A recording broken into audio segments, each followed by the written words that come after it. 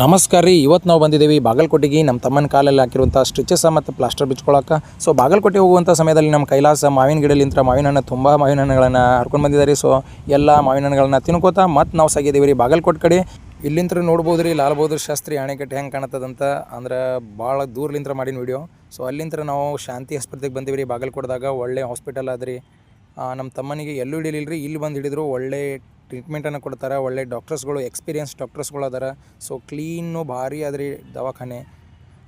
ನಿಮ್ಮ ಆರೋಗ್ಯದ ಬಗ್ಗೆ ಯೋಚನೆ ಮಾಡ್ಬೇಕಂದ್ರೆ ನೀವು ಇದೇ ದವಾಖಾನೆಗೆ ಬರ್ರಿ ಅಂತ ನಾನು ಹೇಳ್ತೀನಿ ರೀ. ನೆಕ್ಸ್ಟ್ ನಮ್ಮ ತಮ್ಮವ್ರಿಗೆ ನಾವು ಡಾಕ್ಟರ್ ಬರುತ್ತೆ ನಾವು ವೇಟ್ ಮಾಡಾಕತ್ತಿದ್ದೇವೆ ರೀ. ಸೊ ನಿಮ್ಗೆಲ್ಲರಿಗೆ ಹೇಳೋದೇನಪ್ಪ ಅಂದ್ರೆ ಗಾಡಿ ಎಚ್ಚರಿಕೆಯಿಂದ ಹೊಡೀರಿ. ಯಾಕಂದ್ರೆ ನಾವು ಎಷ್ಟೇ ಒಳ್ಳೆ ಹೊಡೆದ್ರು ನಮ್ಮ ಟೈಮ್ ಸುಮಾರು ಇರ್ತದೆ ರೀ. ಇವತ್ತಿತ್ತು ರೀ ಎಲೆಕ್ಷನ್ ಬಾಗಲಕೋಟೆ ಒಳಗೆ. ಅದಕ್ಕಾಗಿ ಸಿದ್ದರಾಮಯ್ಯನವ್ರು ಬಂದಿದ್ದರು ರೀ. ಸೊ ನಮ್ಮ ತಮ್ಮಂದು ಟ್ರೀಟ್ಮೆಂಟ್ ಮುಗಿಸಿ ನಾವು ಮತ್ತು ಸಾಗಿದ್ದೀವಿ ರೀ ನಮ್ಮ ಊರಿನ ಕಡೆ. ಮತ್ತು ಸಿಗೋಣ್ರಿ ನೆಕ್ಸ್ಟ್ ವ್ಲಾಗ್ ಒಳಗೆ. ನನ್ನ ಕಂಟೆಂಟು ನಿಮಗೆ ಚಲೋ ಅನಿಸಿದ್ರೆ ಫಾಲೋ ಮಾಡಿರಿ. ಈ ರೀತಿಯೇ ಪ್ರೀತಿ ತೋರಿಸ್ರಿ. ಇಷ್ಟು ದಿನ ವೀಡಿಯೋ ಬಂದಿದ್ದಿಲ್ಲ, ಇನ್ಮೇಲಿಂತ್ರ ನಾನ್ ಸ್ಟಾಪ್ ವೀಡಿಯೋಸ್ ಬರ್ತಾವೆ. ಇದೇ ರೀತಿ ಸಪೋರ್ಟ್ ಮಾಡ್ತಾಯಿರಿ.